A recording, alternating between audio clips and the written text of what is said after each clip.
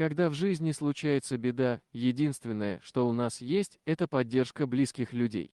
Но что делать, если таких людей нет и помочь просто некому? Десятилетний пес, помесь золотистого ретривера, по кличке Рио оказался в ситуации, когда жизнь внезапно перевернулась с ног на голову.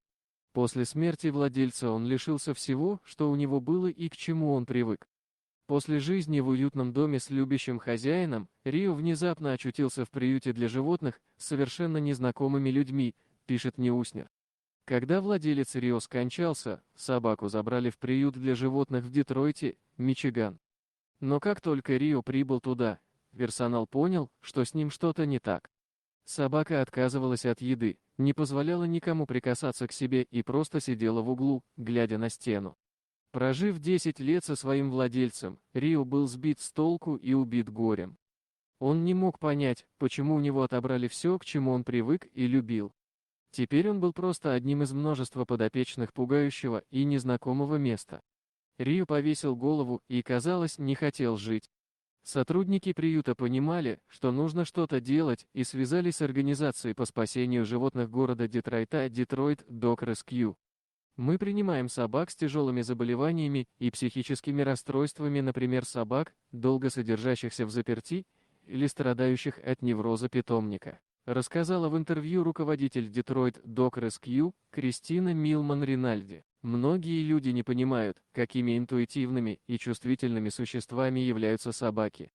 Они воспринимают все, что происходит вокруг них, так же, как и люди. Несмотря на то, что Рио был переведен в специальный приют для собак, его состояние продолжало ухудшаться. Рио полностью потерял волю к жизни, не отзывался, когда кто-то звал его по имени, ни на кого не смотрел, целыми днями просто сидел в углу вольера, уставившись в стену.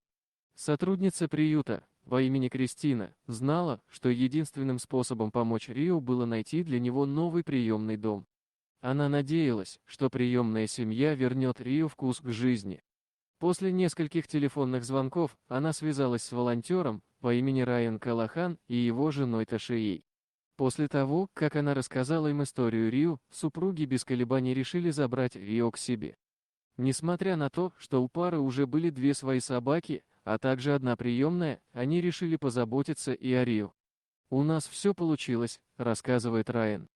Когда Рио попал в дом Калаханов, он сразу же начал показывать признаки улучшения.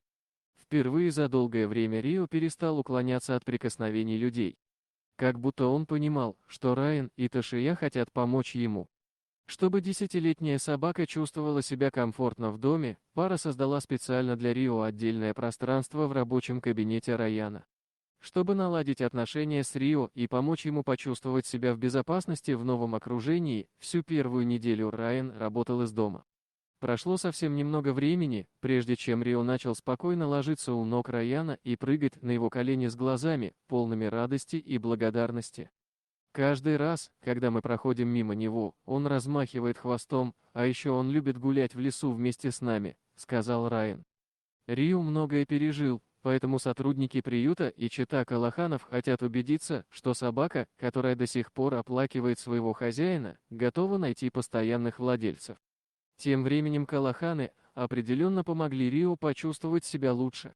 Я надеюсь, что его новая жизнь, какой бы она ни была, будет даже лучше, чем последняя.